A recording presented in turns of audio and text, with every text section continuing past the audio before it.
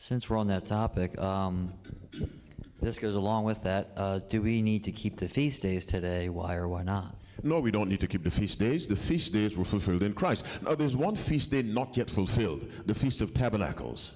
But the feast days are to be studied because they have lessons for us. Let me say that again. The feast days are to be studied. All the sacrificial offerings are to be studied. They presented in pictorial form, I would use the word pictorial, the gospel.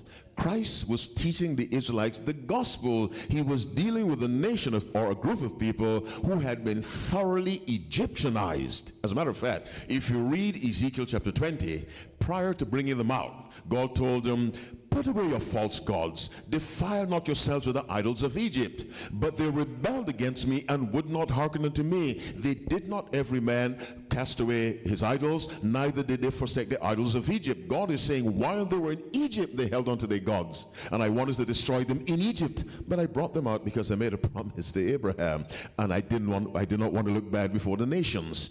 And so they were Egyptianized. They always wanted to go back. God had to find a kindergarten way. You know, in kindergarten, there are always pictures on the walls. God had to find a simple way to explain salvation. Abraham didn't need that. Noah didn't need that. Methuselah didn't. Shem didn't. They didn't. Enoch didn't.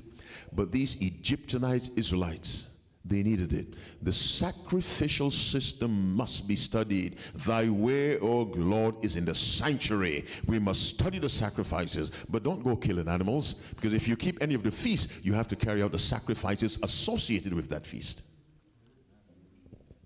All right.